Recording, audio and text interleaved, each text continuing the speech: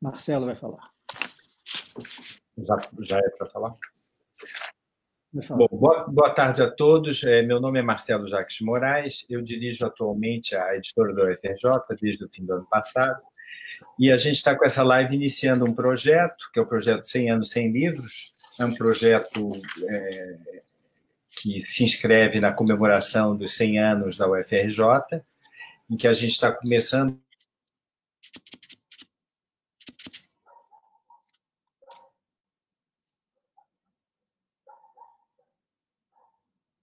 Cortou o som.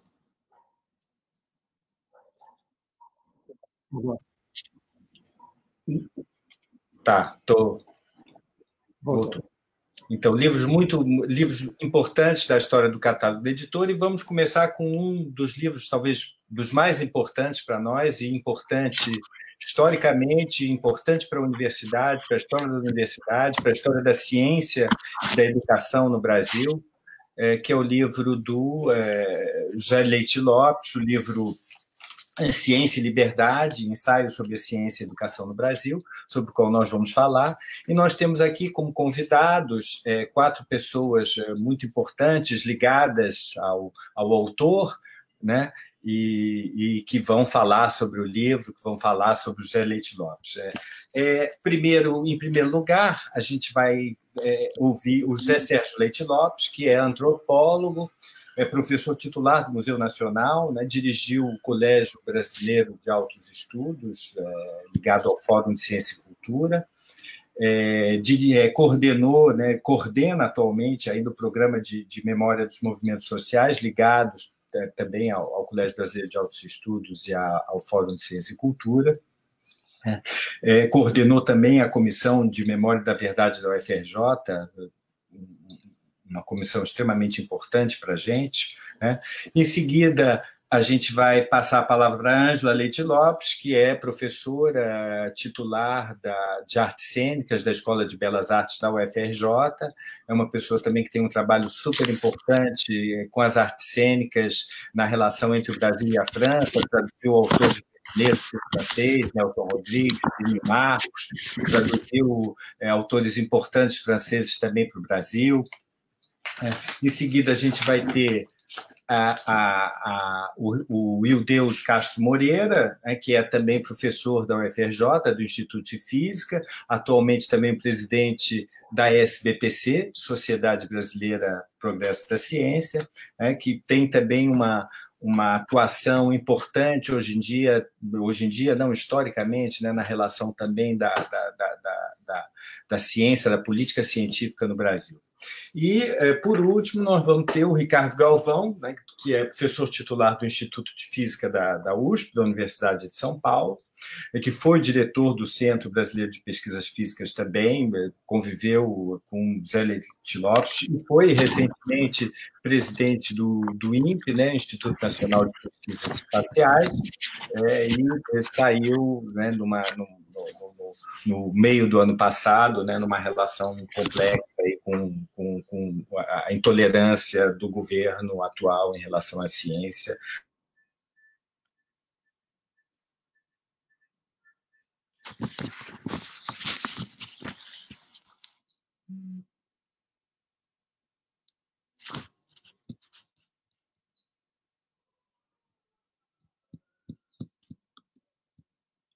Caiu o som. Desculpa, gente. Desculpa aqui, eu vou passar logo, então, a palavra imediatamente para o Zé Sérgio, então, que vai nos falar, então, um pouco sobre o José Leite Lopes e a obra dele. Obrigado. Estão me ouvindo? Tá. Então, é um prazer muito grande, Marcelo, estar aqui falando para esse evento, né? 100 livros para 100 anos da editora da UFRJ, para apresentar esse livro Ciência e Liberdade, né? É um prazer muito grande estar aqui justamente com você, Marcelo, né, diretor da editora, com o Ildeu Moreira, que foi o organizador do livro, né, com Ricardo Galvão, né, que foi diretor do Centro Brasileiro de Pesquisas Físicas, colega do meu pai, né, José Leite Lopes, e com minha irmã Ângela. Né? Então, eu vou falar aqui, a partir, como é um evento da editora da UFRJ, eu pensei em falar sobre o José Leite Lopes através do livro e dos livros dele, né? Desse livro em particular e no conjunto dos livros dele. O Ciência e Liberdade ele foi lançado em 1998, né, pela editora da UFRJ, em colaboração com o CBPF, Centro Brasileiro de Pesquisas Físicas, e quando o José Leite Lopes tinha 80 anos.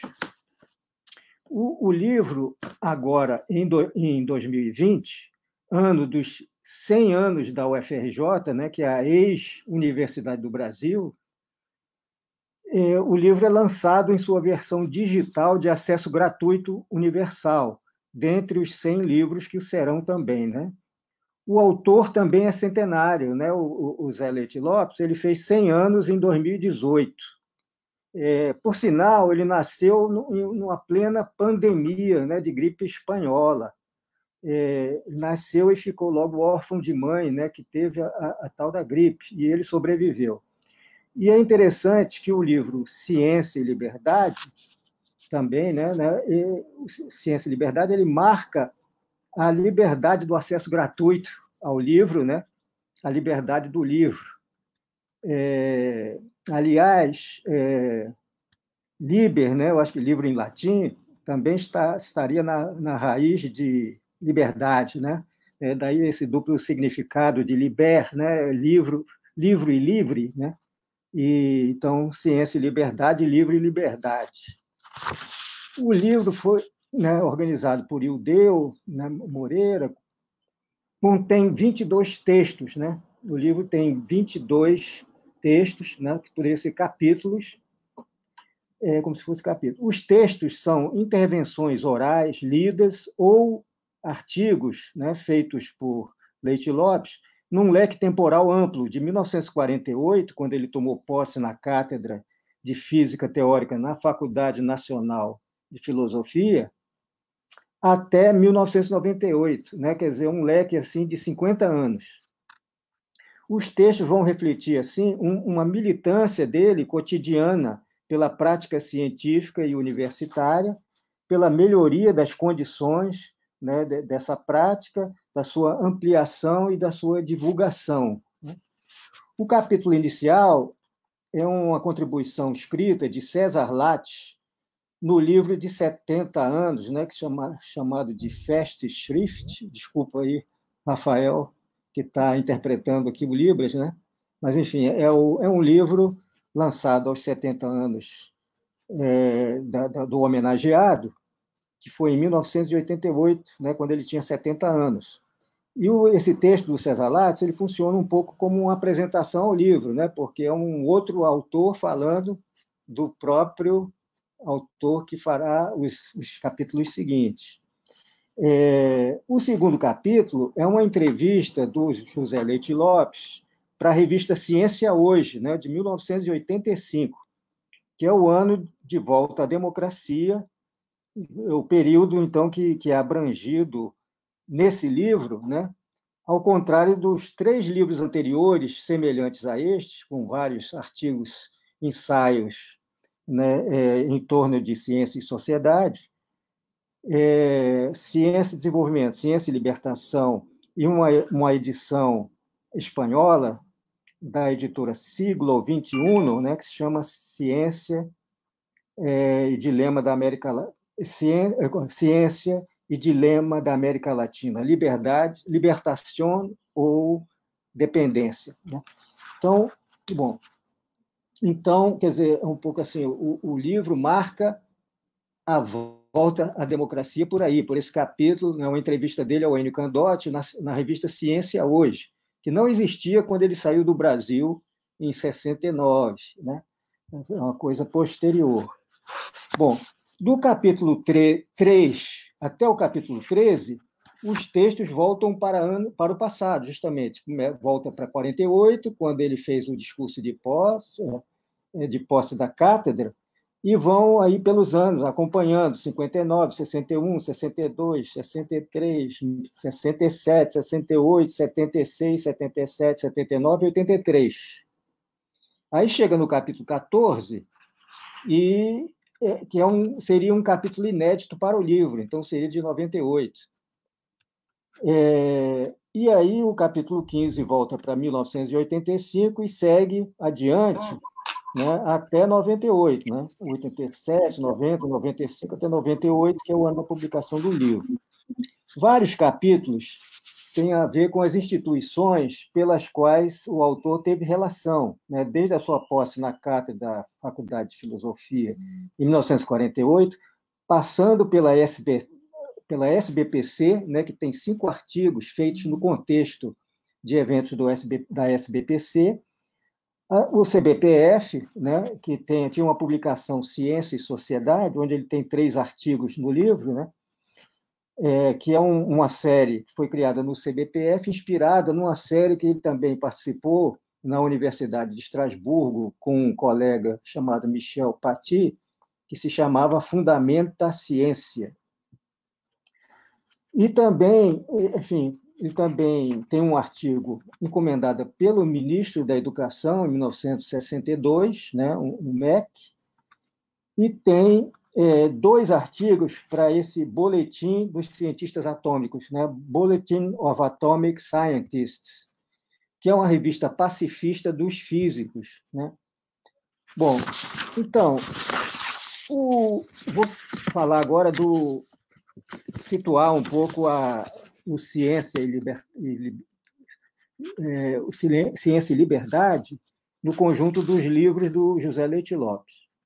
O Ciência e Liberdade é um dos seus 5 últimos livros, né? Bom, mas, então, vou situar esse livro no conjunto dos outros livros, sobretudo esses livros de artigos sobre ciência e sociedade, né? Afora os livros de física, propriamente ditos, né? E esses livros estão ligados às circunstâncias da vida dele e também da nossa aqui, dos seus filhos, né? Sérgio, Silvio e Ângela, a quem ele dedica o livro Ciência e Desenvolvimento 64. Então, o primeiro livro dele, que é desse tipo de ensaios e tal, eu acho que é o de 1958, Einstein e Outros Ensaios, publicado pelo Ministério da Educação. Então, o livro tem textos anteriores a 58. 1958 é um ano importante, né? Além da Copa do Mundo. Ele está com 40 anos nessa época. Ele faz um ano que ele regressou de uma instituição norte-americana chamada Caltech, né, o Instituto de Tecnologia da Califórnia, onde ele foi convidado pelo Richard Feynman, né, que é um físico americano famoso, acho que foi prêmio Nobel, não sei, reeditando seus intercâmbios internacionais anteriores, que começaram em Princeton, né, outra universidade americana, né, onde ele trabalhou com Wolfgang Pauli e Gauss, né, que foram professores dele, onde ele fez o doutorado, né, lá em 1944 e 45. Depois ele foi chamado por Oppenheimer, que é outro cientista famoso, né, em 1949, ele foi para lá. Eu, essa época de 49, que meu pai e minha mãe foram para Princeton, essa cidade do príncipe, né, que o príncipe seria aí a ciência, no caso, a cultura. Bom, eu tinha 2 anos e fiquei com a minha avó em Recife. 1958 é também o ano do nascimento da Ângela.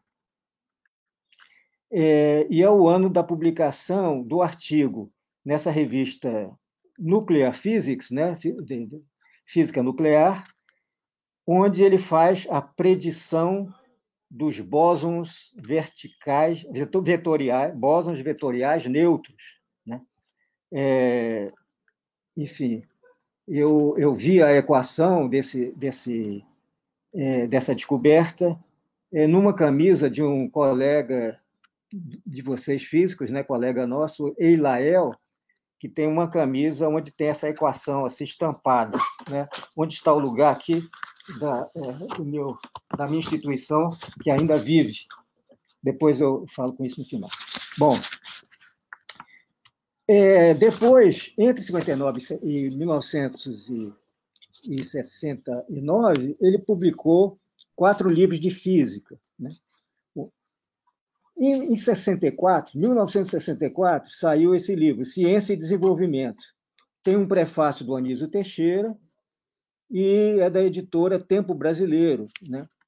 Esse livro saiu um ano depois dele organizar o Centro Latino-Americano de Física, né? Física Teórica, e de levar um anteprojeto de Ministério da Ciência a João Goulart, né, em 1963.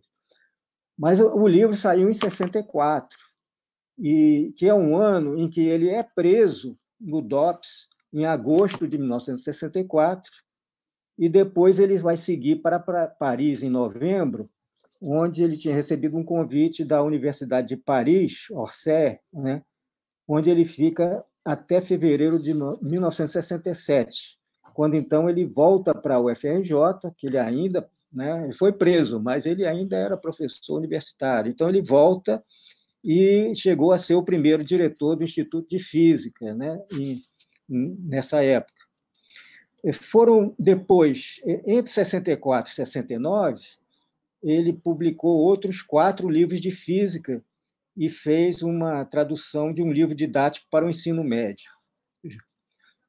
Bom, depois, em 1969, sai esse livro Ciência e Libertação, da editora Paz e Terra, né?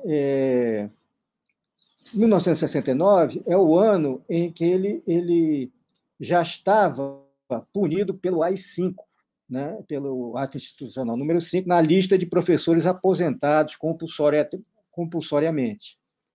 Então, foi o ano também que ele teve que sair abruptamente do país, quando ele já tinha um convite da Universidade de Pittsburgh, nos Estados Unidos. E ele, dali em diante, ele ficou no exterior e só voltou para o Brasil em 1979. Em 1972, sai um livro em espanhol que se chama La Ciencia y el Dilema de América Latina, Dependência ou Liberación. Tem uma revisão técnica de Mário Jambiage, né, um colega do CBPF argentino, e teve outras edições depois. Em 1972, Leite Lopes já estava em Estrasburgo, né, desde 1970. Né, saiu logo depois de um ano em Pittsburgh, foi para Estrasburgo. Em 1978, tem uma segunda edição do Ciência e Libertação. Em 1987, tem uma segunda edição do Ciência e Desenvolvimento. Por que eu estou botando essas edições aqui? Também um pouco para falar da vida dele. Porque a segunda edição do Ciência e Desenvolvimento, que foi da Tempo Brasileiro, com a editora da UF, né, da Fluminense, Federal Fluminense, ele incluiu mais 5 apêndices. Né? O livro tinha, na primeira edição, 3 apêndices, né, sobre a criação esses anteprojetos do Ministério da Ciência e um documento sobre a criação do CNPq. E nessa segunda edição saíram mais 5 apêndices, né? Entre os quais havia aí uma carta do economista José Pelúcio Ferreira ao seu chefe no Banco Nacional de Desenvolvimento Econômico, né, BNDE, uma carta onde ele explica, né, a concepção do que foi depois o Fundo Nacional de Desenvolvimento Científico e Tecnológico, né? E fundo esse que foi deu um impulso decisivo, né, à pesquisa e à pós-graduação no Brasil, na Universidade Brasileira, né? Isso aí, quer dizer, a carta do Pelúcio é de 64, né, mas na carta ele fala da colaboração de alguns cientistas, né, entre os quais o Leite Lopes, né, que participou muito desse projeto, né? E depois isso foi frutificar no momento em que o Pelúcio, esse que escreveu a carta, foi para a FINEP, uma outra instituição do Ministério do Planejamento, e, enfim, esse programa aí teve um impulso muito grande.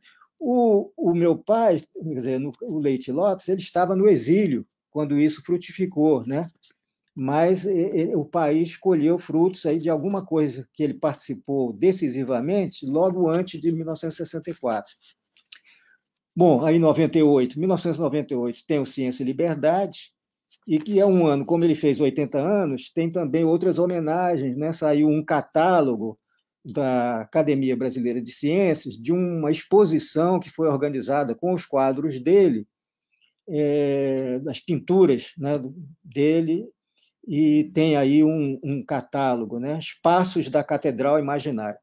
Quer dizer, ele, como era um pintor paralelamente, né? Um pintor amador, mas pintor, ele forneceu capas para alguns livros dele, né? Como enfim, esse daqui, Espaço de Catedral, tinha o livro seguinte, né? Que se chama José Leite Lopes, Ideias e Paixões, que foi organizado pelo Francisco Caruso, do CBPF,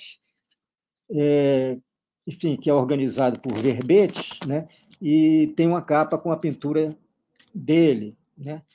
Depois, em 2001, tem um livro chamado Unificando as Forças da Natureza, que é uma grande entrevista, né, da editora da Unesp, organizada por Jesus de Paula Assis.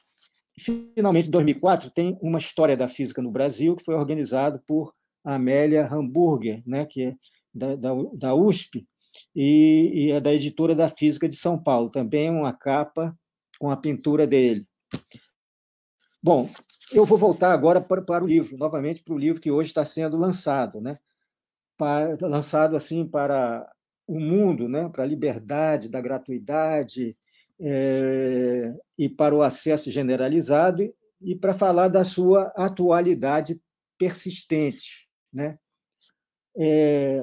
Basta eu enunciar os temas dos 5 últimos capítulos para se ter ideia desta atualidade, né? Uma atualidade, a revelia do autor, que esperava um mundo melhor, né, do que esse que ele estava falando nesses 5 últimos capítulos. O texto número 18, que é o primeiro desses 5 últimos, né, chama-se O Valor da Ciência, e foi uma conferência para a SBPC Jovem, né? Enfim, valor da ciência, que hoje, enfim, a ciência que vinha sendo desde sempre atacada, né, pela falta de verbas, ultimamente vinha sendo atacada pelo negacionismo, né? Então, o artigo testemunhava a sua atividade permanente de divulgação científica, né, de cuidado com os jovens. O texto 19, que é um capítulo que se chama A Ciência e a Reforma do Estado, é de 1997, e ele, enfim, reforma do Estado essa que desde o início dos anos 90 e continuou, paradoxalmente, no governo de um professor que era universitário, né, que, punido pelo AI-5, enfim, desde então, quer dizer, e voltou agora em plena força desde 2016, mostrando essa compulsão internacional pelo neoliberalismo, pela ganância e pela exploração do homem pelo homem e da natureza pelo homem, né? Coisa que o Ricardo Galvão conhece muito bem, essa questão da exploração da natureza pelo homem. O texto número 20 se chama Aperfeiçoar o Ensino Básico é Tarefa dos Cientistas. É um texto de 1997, né, que testemunha a preocupação permanente dele ao longo da vida com o ensino fundamental. Ele que foi professor do ensino médio, né, e também conviveu muitos anos com minha segunda mãe, a primeira de Ana, Maria Laura Mouzinho Leite Lopes, que foi uma das criadoras do projeto Fundão, aí da UFRJ, né, que é de formação de professores do ensino fundamental. Bom, o texto 21 se chama A Ciência e a Intolerância, de 1997. Foi num seminário sobre a intolerância, né, os físicos e a intolerância, né, organizado pela USP, Universidade de São Paulo. E onde ele fazia a previsão involuntária, né, da pandemia da intolerância desses últimos anos, né, caso que no Brasil é uma verdadeira epidemia, né? Na ocasião desse seminário aí, foi feita uma moção contra o bloqueio de Cuba, né, pelos Estados Unidos, que foi tomado ali como um exemplo de intolerância, né, na medida que a China, por exemplo, não era bloqueada nessa época, né? E então esse era o exemplo daquela época, mas que hoje em dia se estendeu de uma maneira incrível. O último texto se chama Universidade e Ciência, as ameaças do governo federal, de 1998.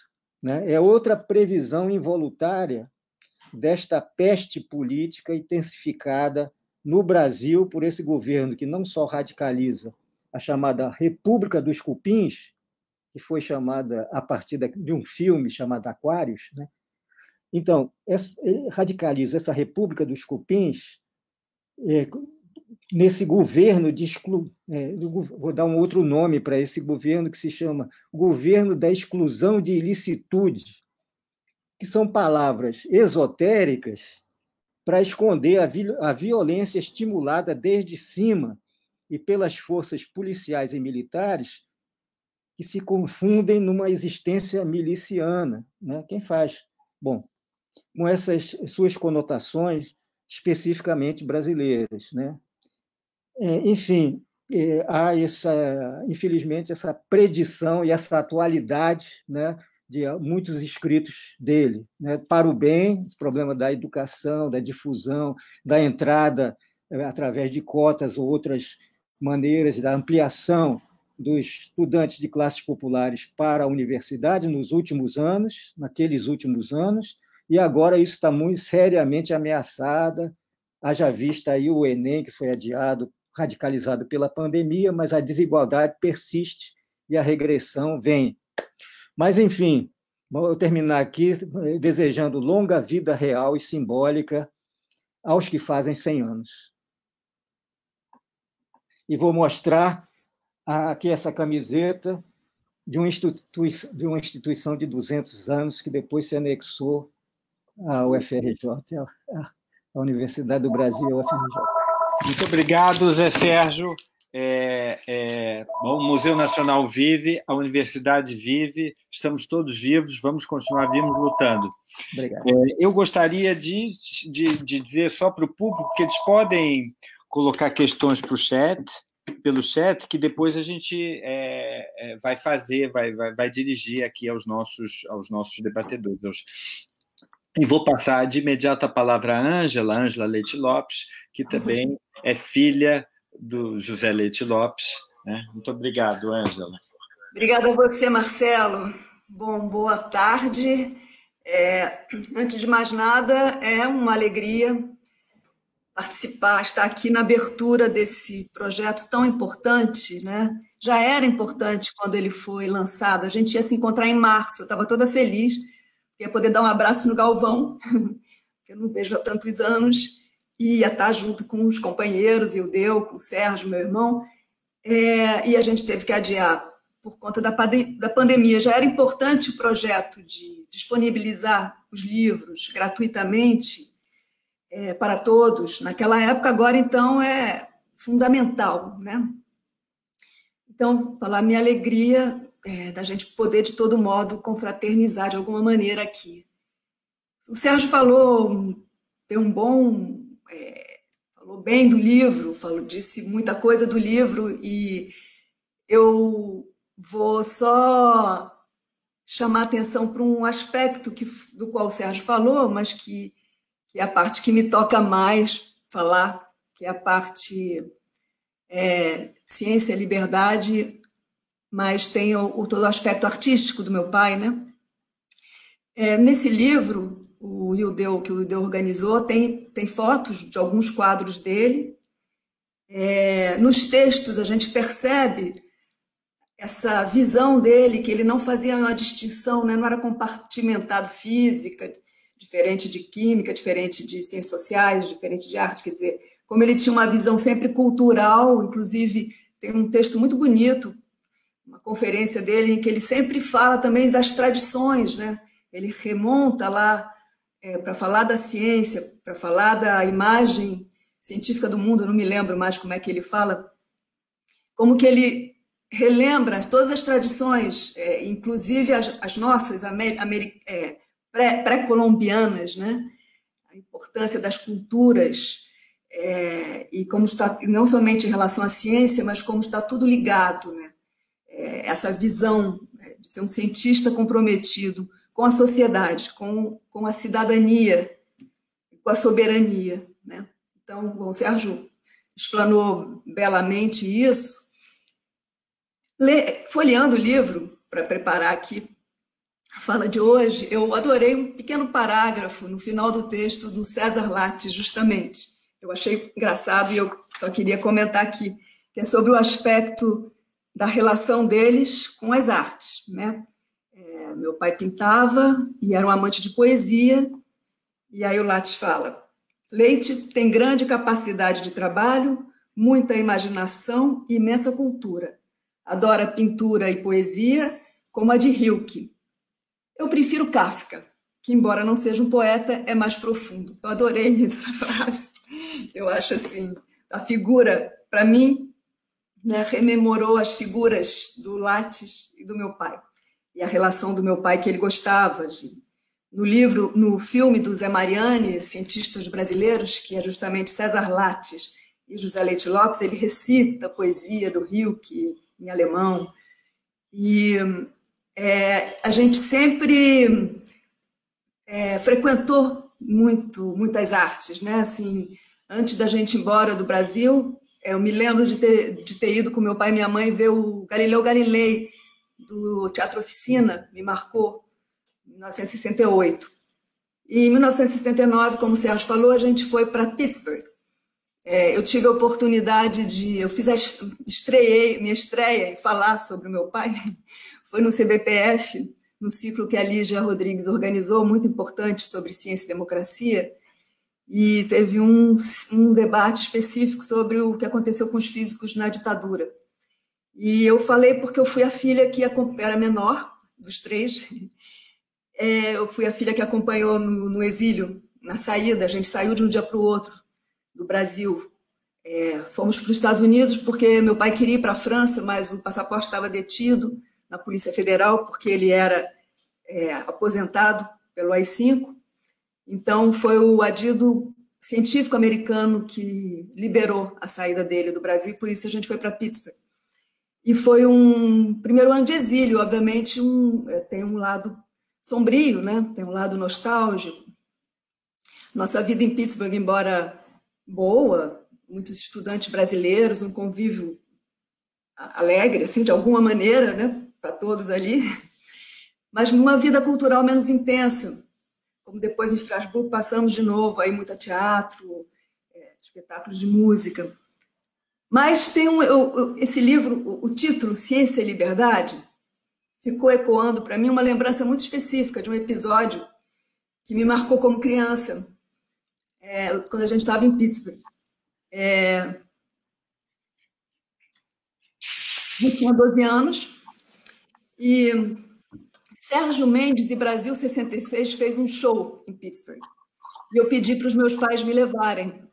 Não era propriamente o tipo de espetáculo que meu pai ia gostar, mas eles me levaram.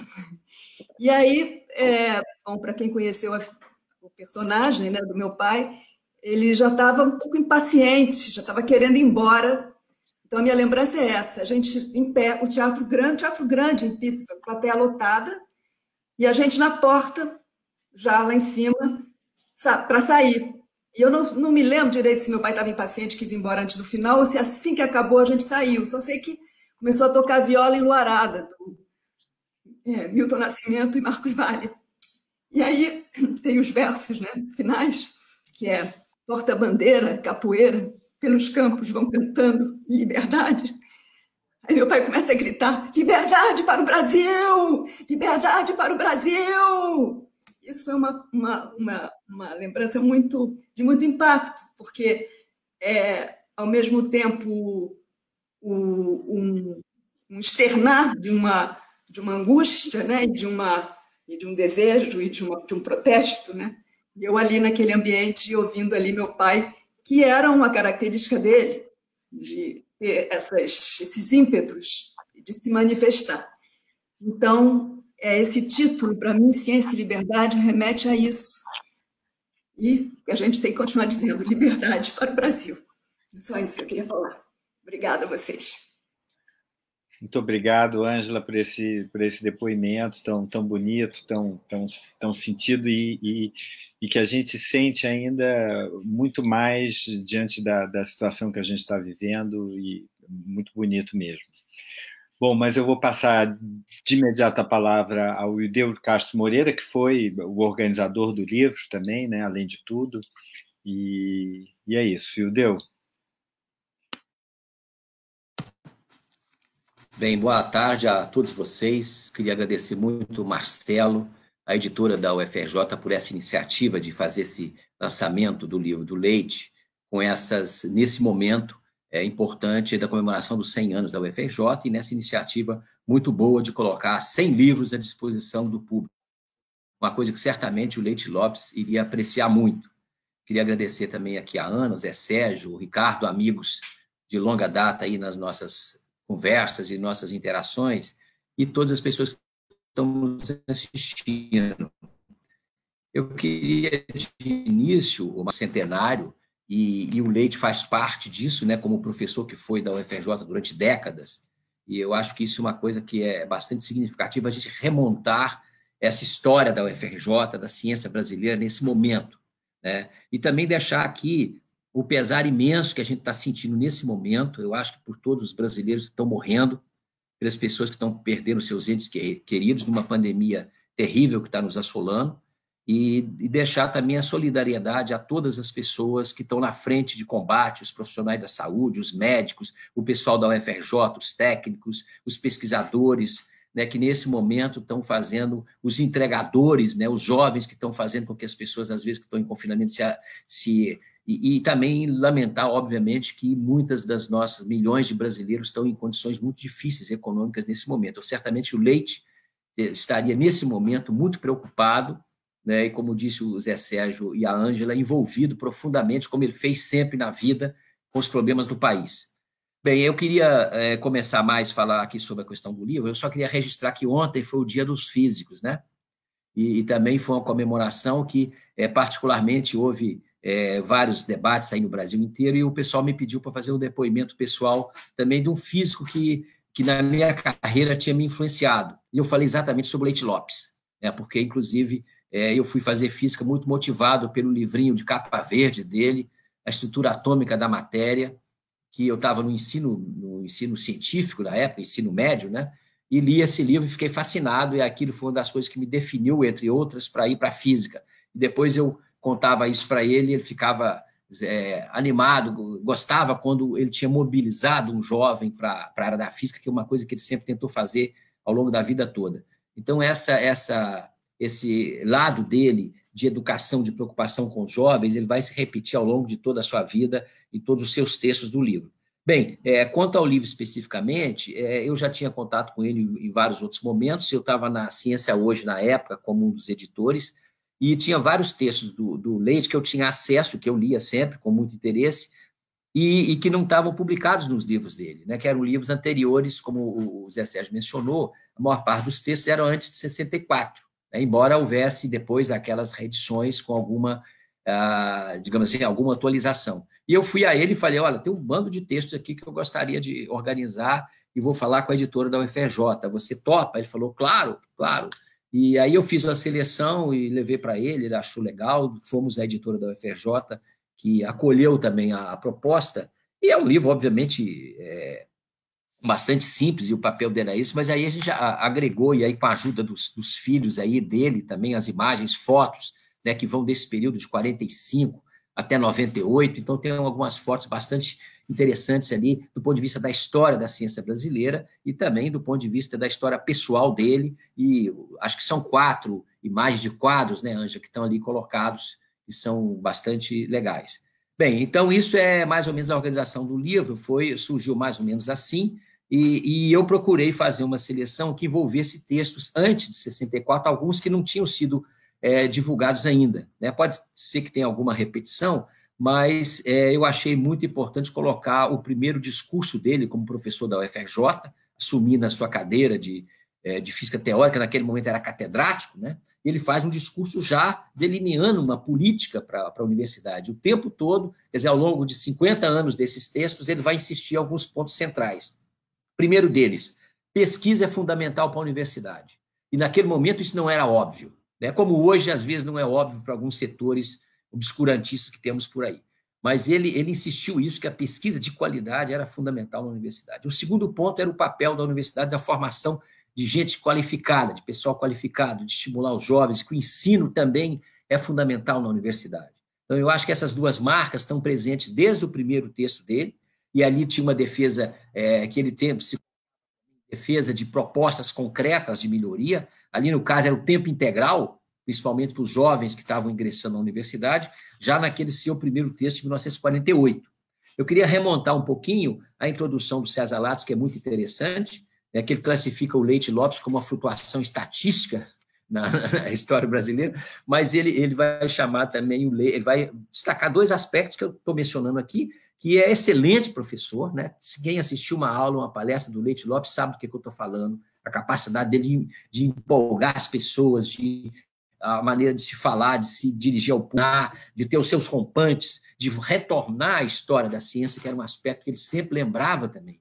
E aquela visão da ciência como uma coisa muito mais ampla, uma atividade cultural também da humanidade, ligada com a arte, né, a estética da ciência. Então, o Leite tinha muito isso, muito forte, e ele enfatizava esses aspectos. Então, nesses primeiros textos dele, a gente já percebe essa preocupação, aliada com a preocupação da ciência para o desenvolvimento, né? Aquela angústia de ver um Brasil atrasado, a universidade atrasada, né, o que levou, inclusive, o César Lattes, ele e outros a criarem o CBPF, o Centro Brasileiro de Pesquisas Físicas, em 49, né, um ano depois dele assumir a cátedra, e essa angústia de ter uma universidade que funcionasse, que abrisse espaço e que discutisse os grandes problemas nacionais.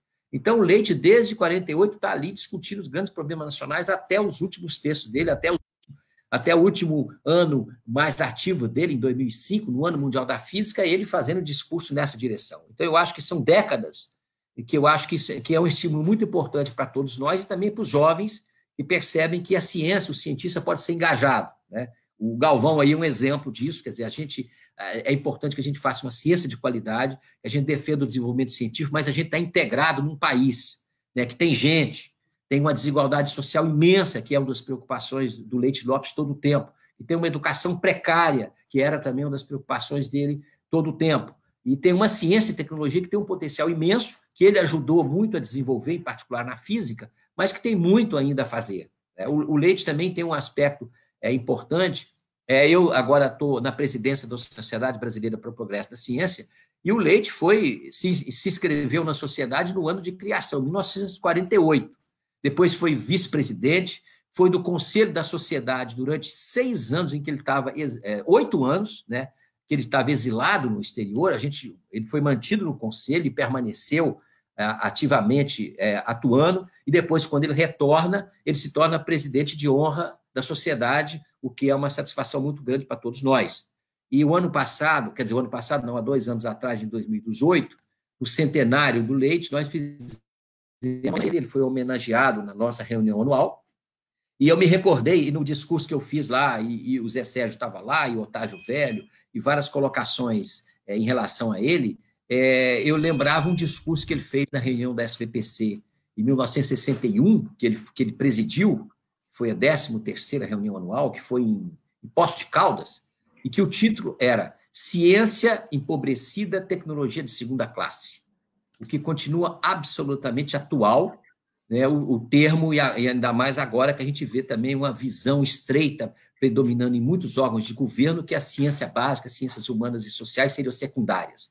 Então, essa visão estreita, miúda, Eu lembro que o Leite tinha uma frase que ele repetiu em vários dos textos aí do livro, que era o seguinte: o lugar da ciência básica só poderá ser negado por homens ignorantes ou de má fé.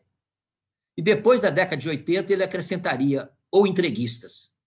Eu acho que isso reflete muito a visão que ele tinha da importância da ciência básica, e um cientista que teve uma contribuição muito significativa na física brasileira, na física teórica. Esse trabalho dele, de 1958, é um marco importante na história da física, não só da física nacional, mas da física mundial. O trabalho que ele fez, que foi muito importante, inclusive para depois a chamada unificação das forças eletromagnéticas e fracas, e que concederam um prêmio Nobel, e inclusive o trabalho dele é citado, porque foi realmente um trabalho muito significativo. Além dessa intuição física, da formação de dezenas de jovens, mesmo quando estava no exterior, né, na França, ele estava sempre muito ligado à física brasileira, acolheu muitos jovens brasileiros, estava sempre se manifestando, se posicionando. Ele nunca deixou de ter uma atuação muito intensa como cidadão brasileiro. E quando voltou, fez isso também com intensidade. O Zé Sérgio já fez o trabalho aí importante de fazer digamos assim, uma descrição maior do livro, que tinha, como ele mencionou, a gente escolheu mais ou menos uns 6 ou 7 textos antes de 64, do golpe civil-militar, depois um número mais ou menos equivalente quando ele estava no exílio, para mostrar, inclusive, que ele permaneceu atuando todo o tempo. É claro que os temas, às vezes, refletem um pouco aquele momento, os temas da época, a dependência da América Latina, a questão dos direitos humanos muito aguda no período de 1970, e depois, já no período de anistia, após isso, a preocupação dele com a universidade, com o desenvolvimento da ciência brasileira, com a educação, né, com a educação básica, com a educação secundária, como ele colocava com ênfase, né, a importância de a gente atrair os jovens. Então, eu acho que o livro ele é um retrato de muitas das colocações que ele teve ao longo da sua vida acadêmica, da sua vida profissional e da sua vida como cidadão brasileiro. O Zé Sérgio, eu me lembro, talvez você possa me confirmar, mas eu tenho a impressão que quando o livro Ciência e Desenvolvimento foi lançado em 64, ele estava preso, e ele foi liberado para poder fazer o lançamento do livro, né? E logo depois aí ele vai para o exterior, que em 64 ele já estava sendo ameaçado, né? Havia sofrido uma prisão em função das suas ideias. Portanto, o Leite depois retorna, depois vai de novo para fora, compulsoriamente, mas sempre manteve a chama importantíssima de patriotismo, de visão de soberania nacional, de visão de país, e essa importância da ciência e da educação para o desenvolvimento do país. Então, eu acho que é mais ou menos isso que eu teria a dizer, e agradecer novamente, e lembrar também que nós fizemos algumas exposições em relação ao centenário dele, essas atividades da SBPC, a atividade do CBPF, no Centro Brasileiro de Pesquisas Físicas, lá na UFRJ, na Biblioteca de Estudo de Física, fizemos uma exposição em homenagem a ele, né, que foi, como o Zé Sérgio lembrou, o primeiro diretor lá oficial do Instituto. Então, tem uma memória muito forte na instituição e na universidade, na UFRJ, da qual ele participou por tantas décadas. Então, eu queria agradecer muito novamente a oportunidade de falar, o prazer de estar aqui com vocês. Muito obrigado. Obrigado, Iudeu. Não, é um depoimento muito importante. Eu acho que isso nunca é demais lembrar, né, essa relação que eu li o livro, eu não tinha lido, né, entre realmente a ciência, a produção da ciência e o ensino básico, o ensino médio é uma coisa que ele retorna o tempo todo, né? Ele fala que os cientistas, né, eles não vivem, não têm que viver em laboratórios de marfim, né? E que a tarefa deles, na verdade, é formar os professores do ensino básico, do ensino médio, né? Então, acho que isso tudo é muito importante também nos dias de hoje. Mas passo de imediato a palavra aqui ao Ricardo Galvão. Obrigado, Ricardo, mais uma vez, pela sua presença aqui tão importante. Eu que agradeço essa oportunidade, eu fiquei muito feliz ao ser convidado, e já quero começar fazendo agradecimento ao Zé Sérgio, a Ângela e ao Silvio, ao outro irmão que não está, porque no ano passado, quando eu tive aquela embate, que foi bastante terrível, com o presidente da República, nos primeiros dias eu estava bastante chateado, aborrecido com o que tinha acontecido, e foi um e-mail que eles me enviaram que realmente me ajudou a levantar o espírito, fazendo lembrar. Obrigado. não me deixe emocionado, porque eu sabe que eu me emociono facilmente. Mas foi muito importante, porque me ajudou a levantar o espírito. Aliás, veio também uma mensagem muito bonita do filho do Tioman. Também agradeço o Tio Deu, tanto ele como o Luiz Davidovich na academia e ele na SBPC tiveram uma atuação muito contundente, muito assertiva em defesa do INPE e também em minha defesa. Eu agradeço a todos. Eu quero dar um testemunho agora de uma pessoa de fora, da amizade imensa que eu desenvolvi pelo Leite Lopes e minha visão sobre essa pessoa notável que o Brasil teve. Eu comecei a conhecer, saber sobre o Leite Lopes ainda na década de 60, 67, 68. Eu era aluno da Fluminense de Engenharia, mas nós fazíamos um curso de eletrônica no CBPF.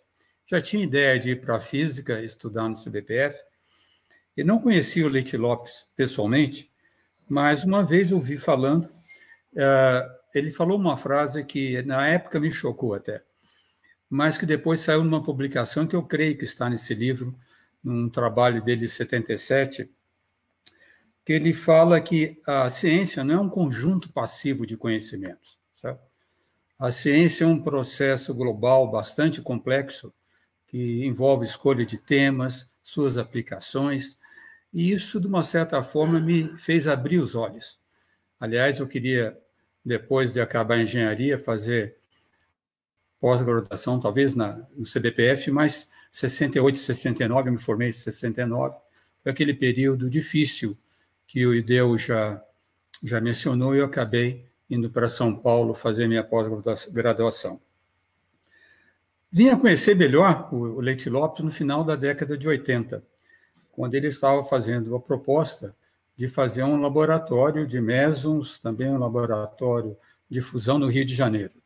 Trabalhamos muito, trabalhamos bastante juntos, eu fiquei cada vez mais admirado, tive uma admiração cada vez mais profunda por ele, não só como pelo seu conhecimento científico, e ele era contundente também nas suas críticas, mas também da forma que ele entendia a importância social da ciência, não só do ponto de vista de produzir conhecimento, mas a importância para as pessoas. Ele entendia aquele laboratório como importantíssimo para o Rio de Janeiro. Chegamos a conversar com o Brizola na época, infelizmente isso não foi possível. Eu fui para o exterior, fui trabalhar em Oxford, e um dia eu recebo um telefonema dele à noite, falou assim: Galvão, eu quero que venhas para o CBPF. Então, nós trabalhamos juntos. Eu falei: Leite, não dá, eu estou no exterior.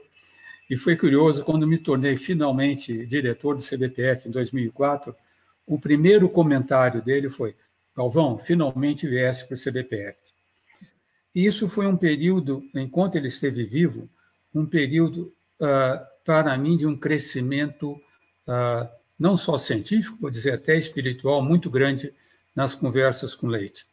Ele vinha constantemente à diretoria, nós conversávamos sobre várias coisas, e mais para o final, eu acho que no último ano e meio de sua vida, quase todos os meses eu ia ter um almoço com ele em sua casa, no seu apartamento, e conversávamos sobre tudo. E como a Ângela dizia, ele conhecia de tudo. Eu não sei se devemos fazer uma teoria aqui, Ângela, que disseste que ele misturava ciência, cultura, arte, tudo. Talvez isso seja uma característica, pelo menos, dos cientistas pernambucanos, que, como eles, tem o Mário Schemberg, o Ricardo Ferreira, e até um que está entre nós, o Amos Tropper, que sempre com uma cultura extensa, bastante envolvida e sempre com um entendimento da ciência como parte do espírito humano, dos questionamentos que nós colocamos. Eu me lembro até, já que falaste em pintura, dos almoços que eu tive com ele em sua casa, eu olhando os quadros, ele pintava muitos quadros de igreja, né? E eu estava olhando um quadro de igreja e ele me perguntou, ele sabe que eu sou um dos poucos cientistas que ainda se considera uma pessoa religiosa, ele perguntou: como é que é possível que trabalhes em ciência e tem algum sentimento religioso. Eu falei, Leite, como é que é possível que não tenhas nenhum sentimento religioso, mas gostes tanto de pintar catedrais? Ele me respondeu, olha, atacaste um ponto, tem alguma coisa dentro da minha alma que eu não sei explicar e que me atrai para esse espírito místico. Isso para mostrar para os jovens como é importante ter uma pessoa, que eu acho que, seja o Zé César ou a Ângela falou, que não pense em caixinhas, que a nossa ciência, a nossa cultura, a nossa sociedade depende desses grandes criadores. E esses grandes criadores nunca ficam presos dentro de uma caixa. O Ildeu, acho que mencionou um pouquinho a ideia do neoliberalismo, e o Sérgio também falou da questão de clima. Eu já nem uso mais a palavra neoliberalismo, mas eu uso uma palavra que é contundente hoje em dia, que é o capitalismo predatório. Eu não estou falando isso sob o ponto de vista de uma visão só socialista de maneira nenhuma, até aceito certas iniciativas capitalistas, mas o mundo que nós estamos vivendo, todo esse problema que nós estamos tendo com a coronavírus e outros, nos mostrou claramente que nós somos um mundo unificados. Nenhum de nós pode pensar que vai pegar o ônibus da história sozinho. O mundo todo está envolvido. Nós temos que mudar a nossa visão futura, até de como fazer ciência. Aliás, está aí um artigo recente no The Economist, falando sobre a importância de trabalhos científicos para o coronavírus. Mais de 7 mil trabalhos foram publicados mais recentemente, muito deles não passando pelo processo normal de avaliação por pares, porque era importante ser mostrado. Então, nós cientistas, temos que entender que temos que estar preparados quando a sociedade nos chama. Então, essa visão completa é muito importante e nós não vamos ter, eu acho que o Leite concordaria comigo, um desenvolvimento futuro que seja socialmente justo e equânime sem uma base científica sólida, sem um país que saiba usar corretamente a ciência. E eu termino agradecendo muito aos seres superiores, aqueles que acreditam, que o Leite não tenha que estar enfrentando esse período de consternação que nós estamos passando. Eu tenho certeza que ele sofreria muito a ver como o país está sendo liderado, como nossos problemas estão sendo enfrentados atualmente. Eu acho que é uma situação ainda pior do que nós tivemos no regime militar. Obrigado pelo convite, um abraço a todos. Muito obrigado, Ricardo. Eu tinha anotado aqui uma frase, a Ângela fez alusão ao filme do Zé Mariani, que, aliás, é um filme que eu recomendo, é um filme sobre o César Lattes e o Zé Leite Lopes, né, cientistas brasileiros, eu vi no YouTube, e ele cita aí, o Ricardo agora falou bastante da questão da catedral também, eu não vou resistir aqui e vou ler a transcrição da fala, pulando o alemão, da fala do Leite Lopes, que vai citando em alemão o Rilke, né? Então ele fala assim: Rainer Maria Rilke, Elegias de Duino. Havia no caminho para Trieste um castelo que é o Castelo de Duino, e ele habitava este castelo solitário. Ele ali, solitário, inventava as poesias dele. Ele ouvia vozes, um colosso. Terra, não é isto que queres ressurgir invisível em nós. Não é o teu sonho não é o teu sonho uma vez se transformar em invisível? Ó terra, tu invisível. Eu acho que a ciência é a terra invisível. Nós te construímos com as mãos trêmulas. Nós elevamos as tuas torres átomo sobre átomo. Mas que te pode contemplar, ó catedral? Isso que ele diz da catedral se aplica a conhecimento, à ciência. Quem poderá completar nunca será completado, né? E você, com as mãos trêmulas, você vai construindo.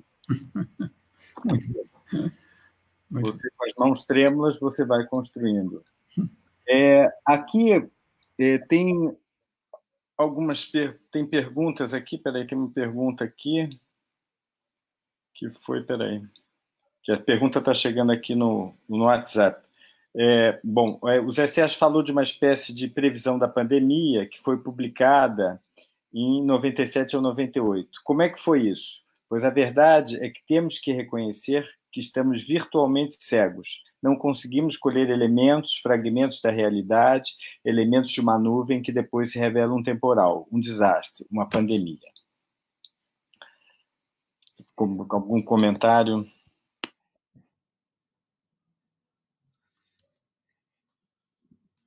Deixa eu ver aqui, peraí.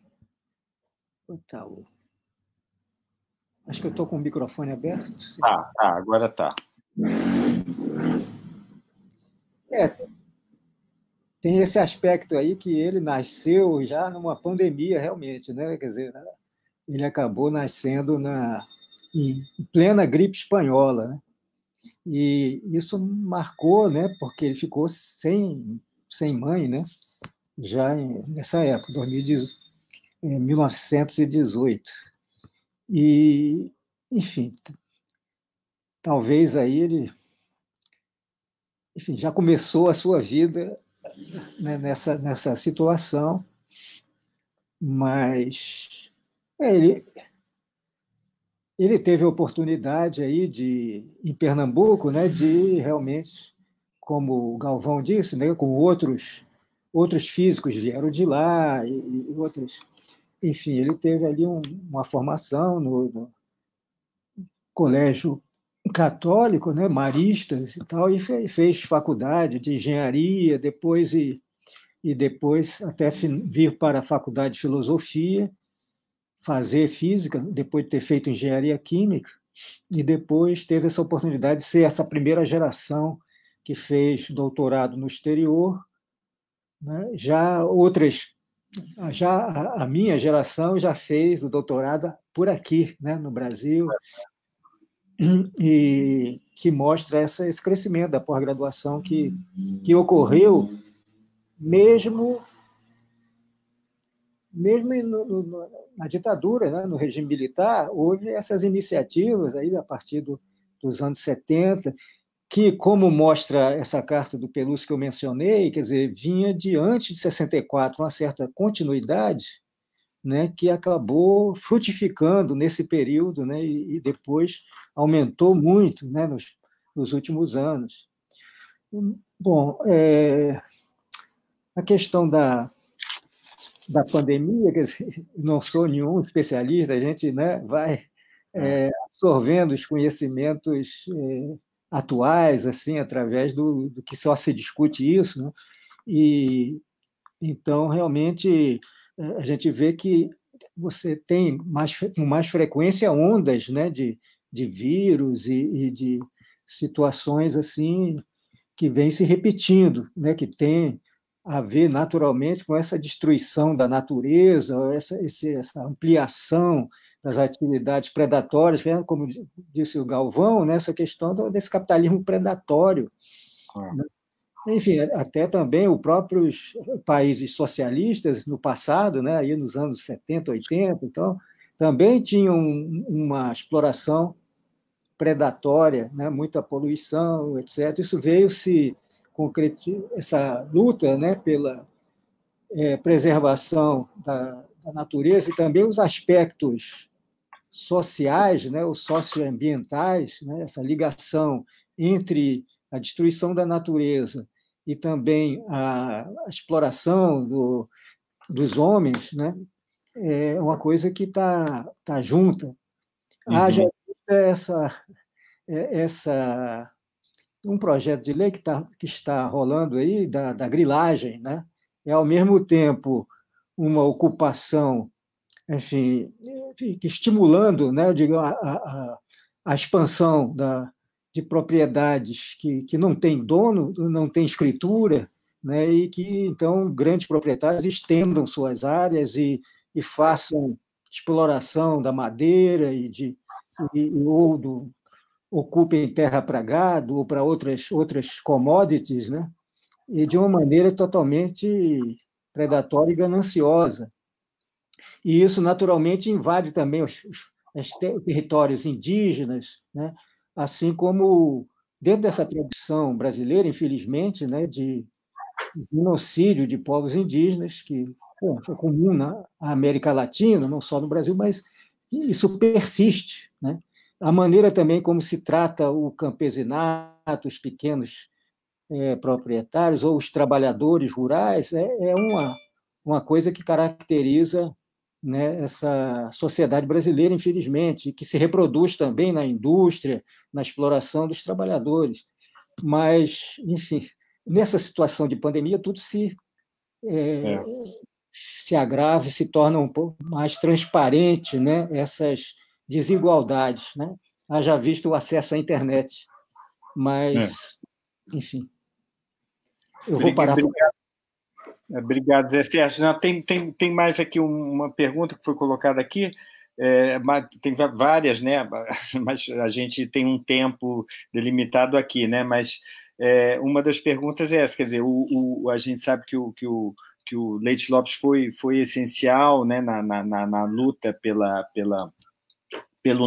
por uma universidade, né, ligada à pesquisa, produzindo pesquisa, uma universidade que se internacionalizou, a cooperação internacional, né, foi uma coisa pela qual ele lutou muito, tudo isso, e aí a pergunta vai um pouco nesse sentido, quer dizer, como é que isso caminhou na história da UFRJ, né, a partir da história dele, e quais são as dificuldades de hoje, quer dizer, a gente sabe que tem as dificuldades muito particulares relativas ao momento específico, mas de uma maneira também mais abrangente, onde é que a gente está precisando ainda andar e como e quanto?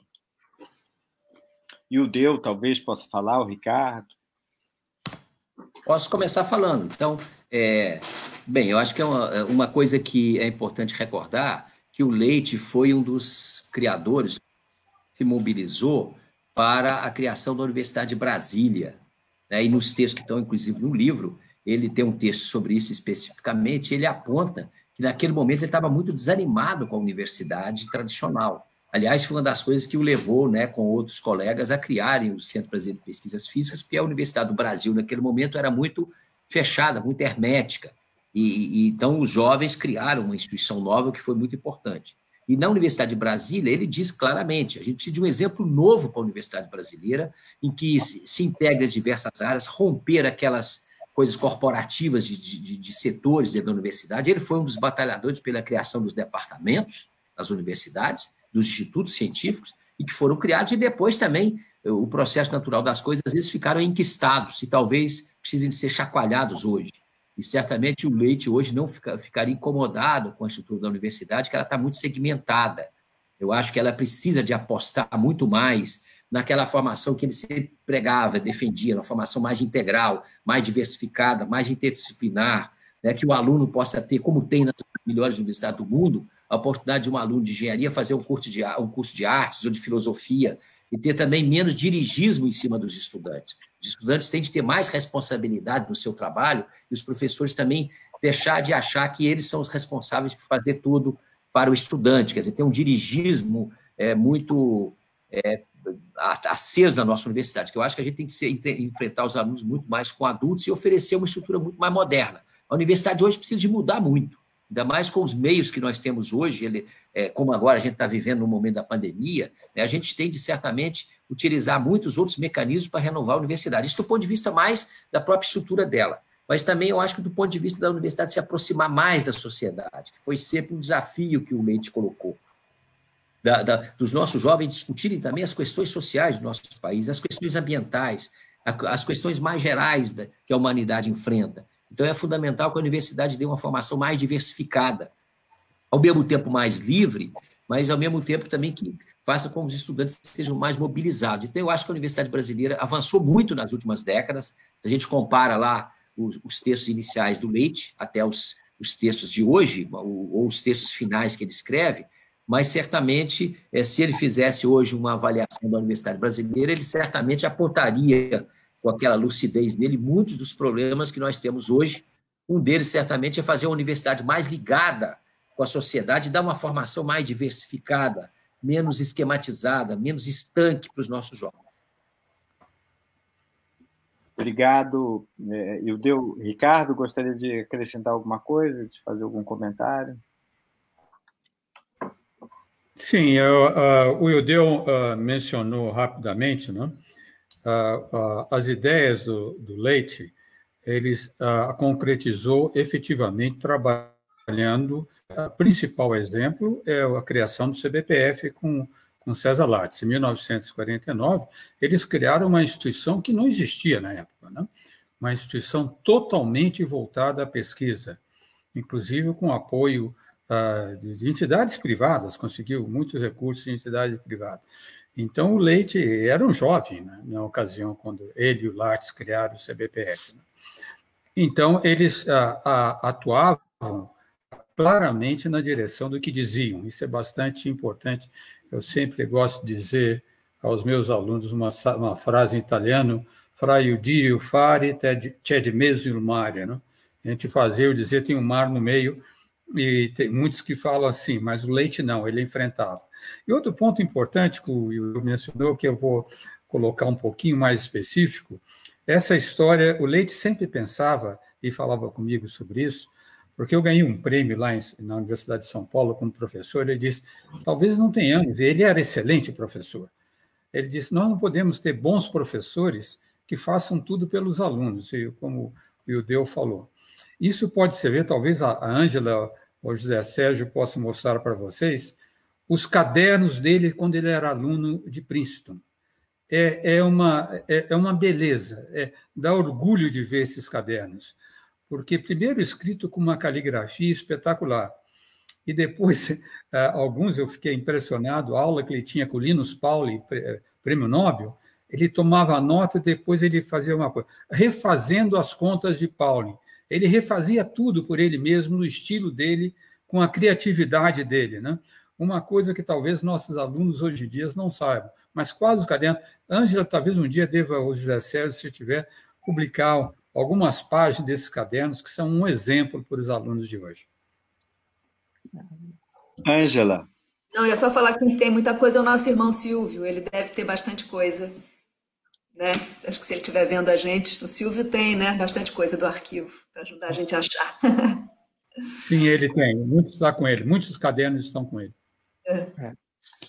Bom, gente, infelizmente aqui eu tenho esse tempo aqui da live, então acho que a gente tem que encerrar. Então, eu queria agradecer muito a vocês quatro pela disponibilidade, pela presença, pelos depoimentos, pelas questões. Acho que esse é um livro que realmente merece ser relido nesse momento atual, e a gente vê que ele pode se dirigir a um público bastante amplo, né? Um livro que é dirigido ao público como um todo, professores, alunos das diversas disciplinas, diversas áreas, né? A gente vê que ele tinha, de fato, esse interesse de conversar, de disseminar, né, o pensamento sobre a ciência, sempre associando justamente a cultura, né? Ele sempre fala pesquisadores e põe uma vírgula e fala homens de cultura, está sempre nesse momento. Também muito importante a isso, vocês falaram bastante, mas acho que nunca é demais reiterar essa importância nesse momento em que a gente tem o Ministério de Ciência e Tecnologia, né, ignorando o financiamento das ciências básicas e das ciências humanas, né? A gente vê um pensamento, justamente como enfatizou o Ildeu, que é transversal, que prega a transversalidade, que mostra que não tem ciência sem ciência básica, sem ciências humanas. Então, acho que isso tudo é muito importante enfatizar. Isso tudo está no livro desde o final dos anos 50, que o livro cobre, até justamente 98. Né? Então, é maravilhoso. O livro está em acesso aberto, portanto, no site da editora, todos podem ir lá, baixar e ler. Então, eu quero terminar, então, agradecendo Marcelo, a todos. Fala. Posso fazer um pedido? Pode. Acho que tem um livro do Leite, da editora da UFRJ, que você conhece, A Estrutura Quântica da Matéria, que é um livro precioso, que está valendo agora nos sebos R$200, que eu via dias atrás. E o livro ainda é muito motivador. Como foi o livro que, na sua primeira versão, me motivou para a física, eu queria fazer um pedido que eu acho que o Leite faria também. Os jovens brasileiros que estudam física, É um livro precioso e talvez um dos melhores livros de física moderna escritos no Brasil até hoje. Certamente vamos atendê-lo o mais breve possível. Bom, mais alguma?